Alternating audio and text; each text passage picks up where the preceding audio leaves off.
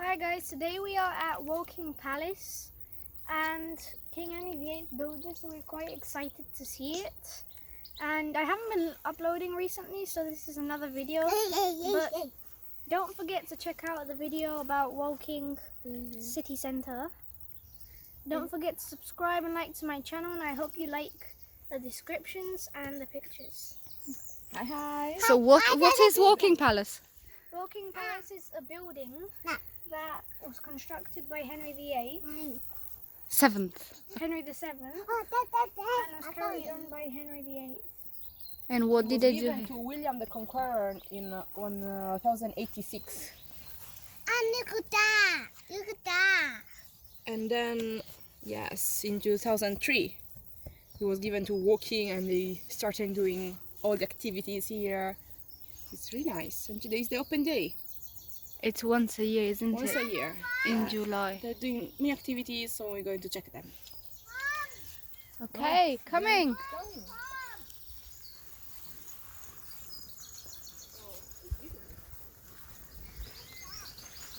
People are weird and people dressed as Have been, and there's a drawbridge, the moat. That's the natural river at the back there, and then the moat goes all the way around the tree line, right to the trees at the other side of the wall there, right at the back, and then back to the river again. So that encloses the whole site, and it's basically in two halves. This half of the site up to where those buildings are was where all the lodgings and the Great Hall and that kind of stuff was. The other side, if you like, is the playground. It's where the gardens and the jousting and archery and things like that would have been. So the site gradually developed, even in medieval times. So it was long before the Tudors. You'd have come through here. There was a gatehouse. There was a wall around. There was a smaller hall there, which was just about on the left of where the yellow tape is. Already by 1320s, there were lodgings and stables, and there was a brew house and a bake house and all sorts. So you've got to imagine it not as a castle. It was never defended. It was always somewhere where people came to have fun, and you have to think of it like a sort of posh country club, you know. Like a summer house, yeah. Yeah. So it would have been laid out to look impressive. So the moat wasn't for defence; it was to look good. The gate and the wall, it's all to look impressive when you arrived. And you'd come in through here. Certainly in the Tudor period, you'd have where the yellow tape is there. That was the great feasting hall in front of you. The man at the gate would have guided you through, and if you were one of the royal guests, you had the right badges on, you could go over that side, and if you were one of the servants, you'd be put over that way.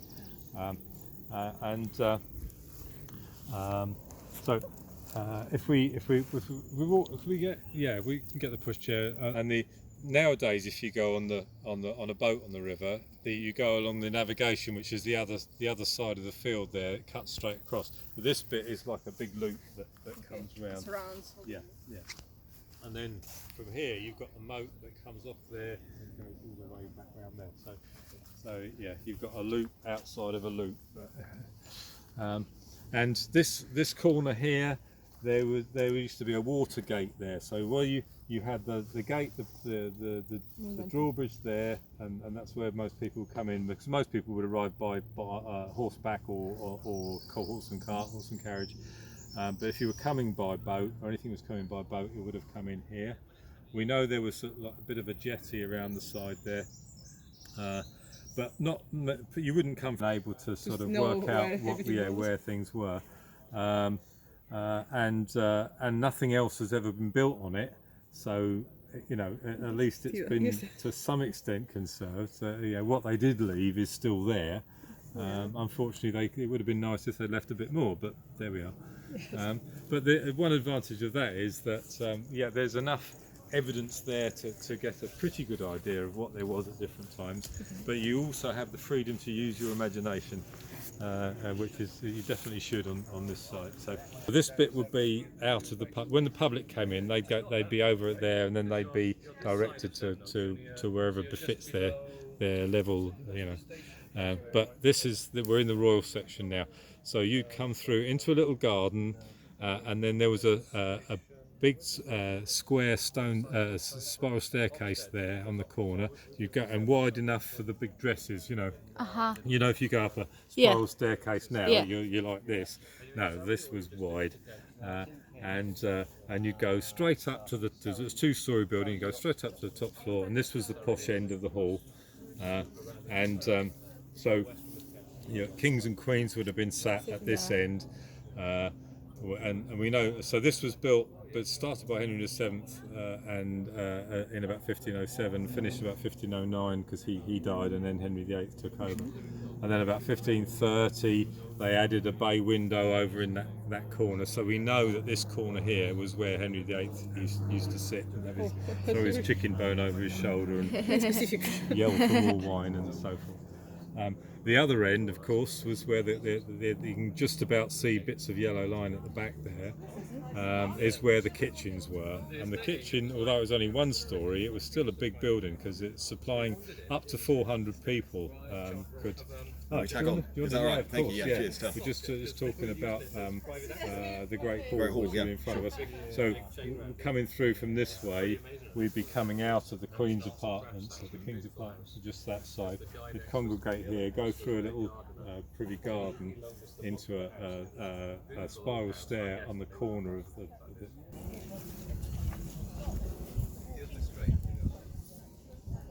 Okay, so yeah, again, sort of trying to go back a bit so you guys can catch up a bit. So the earliest building on the site was somewhere over in that corner. It would have been a wooden hunting lodge.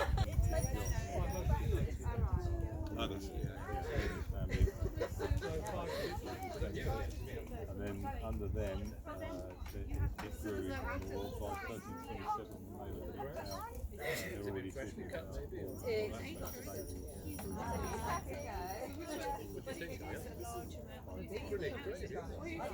and then gradually grew until the focus came along, and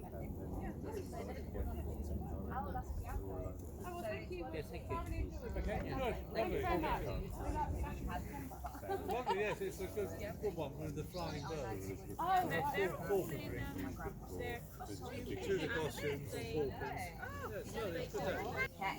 so this building here is kind of particularly 15th century. It's nice.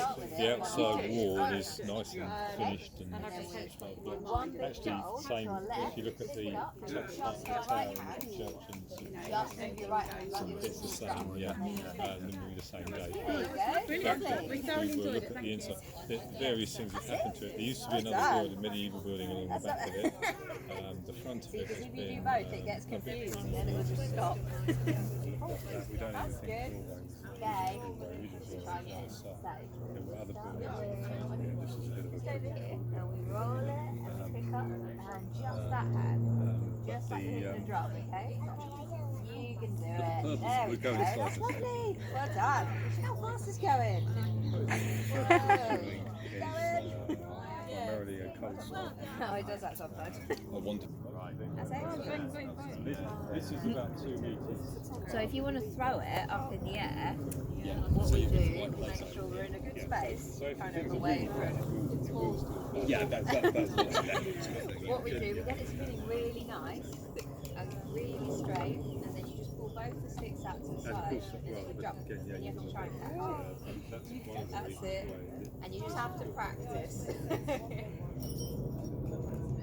Yeah, it's good. Lovely. Anyone else like a go? It's quite easy. Go on.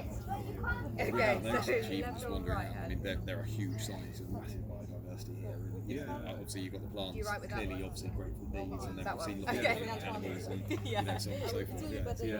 Well, you, So, yeah. you hold it there's here, still you deer roll here. it this way. That's it. Yeah. Oh, there's deer everywhere. Yeah. Just like hitting a No drum. wild boar, there's no red deer anymore. That one, it's hard to tell that it's spinning, but it is. If it's not spinning, yeah. If it's not spinning, it'll fall off. So, there you go. It's easier than it looks, isn't it?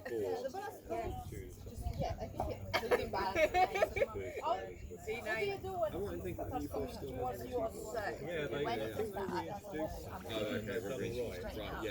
This hand's in charge, so when it starts to wobble like this, keep doing that and pull towards you. Yeah, as you said, fish ponds, Yeah, the they string will would pull it, supplement and then you push, yeah. So the string takes it back to the middle. like fox. But actually, there's Nottingham University.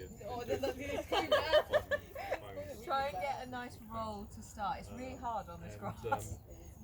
One of the things It's really hard when it goes diagonal, like evidence of Does it it goes go? vertical. Yeah, so I'll show you how to fix that. That's the next. I'll just hold it up. There you go. Well, I mean, yes. There we are. So, your right hand. Yeah, you charge. see. So what happens when it wobbles? No, don't do like that. It's no different from Sometimes you just the string. No, how to do hand? I don't know how to do it. Hold two hands. I hold it. So there you go, and that's how you keep it in the middle. Yeah, sure. I can't do it. Have you done it before? Are you having a bit of trouble? I want to look at that. I'll try. Shall I try?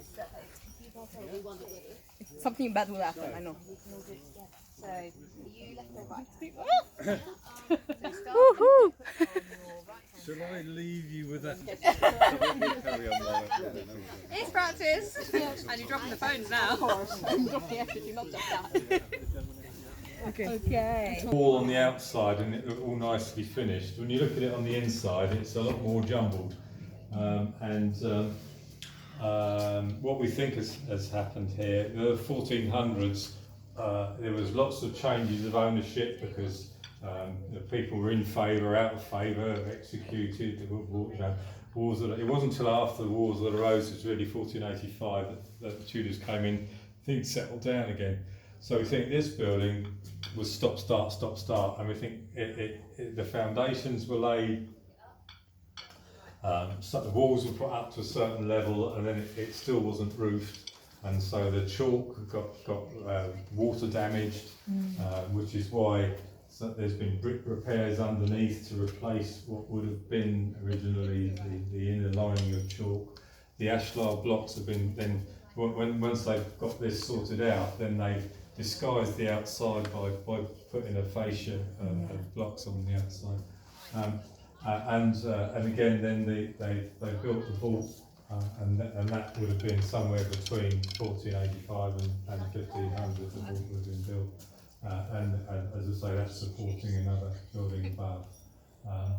So there is a bit. Ignore the metalwork there. That's got nothing to do with this place. Somebody donated that, and it really has no place here at all. So, but there was temporarily a fireplace put in there. You can see it's all very rough and ready. It wasn't ever made, as opposed to these, carved vaults. And what we think is that for a few years it was used as a privy kitchen during one of the building phases, and then reverted back to being a cold store again. Sorry, I'm being sir. That one works better. Oh. Try a bigger throw. I stood in front of it when I was. You got time to catch it then? When I opened it, I thought, my goodness.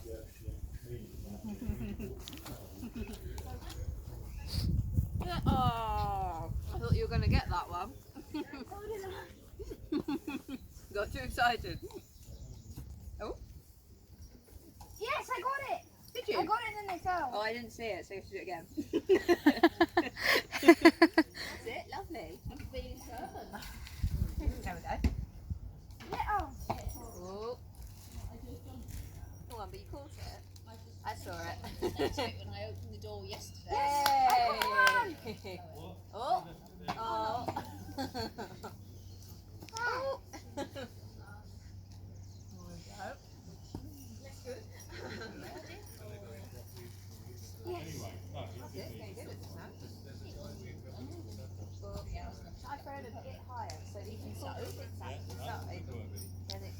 up a bit higher. Here we go. That'll do. Yay! That's it. See, once you've done it a few times, it's much easier, isn't it? It's so much easier. Well, my mum used to buy the right. Not very much more to go. Oh no. Right. You can see from the picture here, for many years it was used as a barn, but that isn't what it was originally. This building dates from Henry VII's time, so the very late 1400s, early 1500s. It's entirely brick built. Now all the holes, I mean, this obviously you've lost this wall, the hole knocked in there, but it was a solid building, brick built building, and windows were higher up. There were no windows lower down. You can see how thick the walls are, because this time, that whilst they are building in brick, they still don't fully trust it. You know, they're still used to the idea of having a timber frame and whatever. Still got that brick for it. Yeah, Better safe than sorry. exactly. It's over engineered and it's still standing, so okay. The question then is, what was the building for? So you've got like a big hall, cut log holes up there. We think that it's supporting the gallery. The first thought is, oh, that was the floor. But actually, if you think about it, if you had floor joists, they go across, not so long. So we think that was supporting a gallery with windows above, which is very like what you've got in the real tennis courts at Hampton Court. Right, yeah. And that was one of the theories about what this building was, because bearing in mind it's like a posh country club, and even in Henry VII's day, real tennis was becoming, you know, the It's about the right new size sport. as well, actually. Yeah. It's slightly smaller than Hampton Court, but in Henry VII's time they hadn't invented the racket yet. They were using like a sort of a baseball glove, and they would scoop the ball up. Or a and handball, handball, yeah. So the courts were a little bit smaller, and they didn't get regulated until the middle of Henry VIII's reign. And the lady from Hampton Court actually came down here and looked at it and told us a few stories. She said tennis rackets, because Henry VIII found when he had his bad leg, he found it difficult to get down and scoop the ball up. They found for serving the ball, if they bounced it on a sieve, he didn't have to bend down. And then if you put the sieve on a stick, You've got to scoop. she did say take it with a pinch of salt, but who knows? But she told us one or two other stories as well. Like, for example, Henry VIII in particular, used to play quite often for money, and you think it would be good for you to let him win, you know, because otherwise, you know. But actually, he lost quite often. But when he lost, the money was paid out of the government, out of the privy purse, not out of his own money.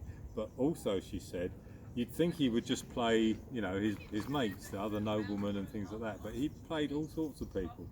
And she said it's more than a suspicion that a game of real tennis with money on it was a way of paying for services rendered without going through the books or saying, you know, it was Expenses, a way of paying off effectively. people for, Yeah. right, okay, yeah, see you next week. Which, you know, is sort of believable. Makes sense. And then you'd have had your archery and jousting and things like that going on down in the long field. Yeah, you just got to imagine all the people dressed up on their finery, going through and standing up on, you know, waving on their heroes and things. Even in the hunting, the fields at the back, we think where they could, they would have tried to drive the quarry round so that the people on the bank right at the end, if they turned around and looked out that way, they could watch the hunting happening as well on the outside, and then you'd have the organised sports turn around and watch on the inside. So, you know, it was all designed, you know, to be top level entertainment. So yeah, I mean, from just looking at a field, hopefully that's given you some idea of the kind of, you know, the people that own the place, how it was run, what was here, how extensive it was, and a little bit about what the local wildlife was. Hopefully it's given you a bit more of a picture of what it's all about. It'd be nice if there was more of it less standing, but feel free to use your head. Okay. Cheers.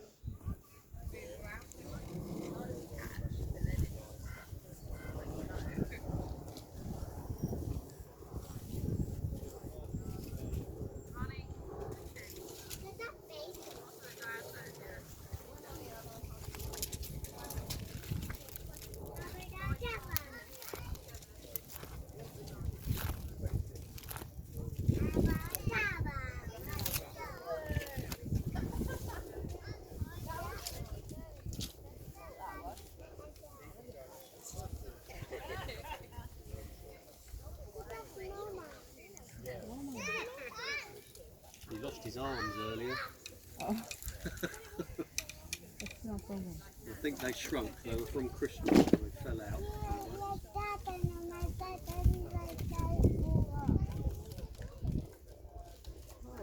What kind of wood is that? It's willow. This is all willow. Yeah.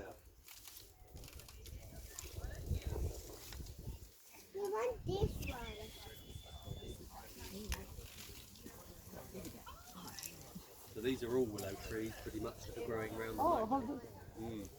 Yeah.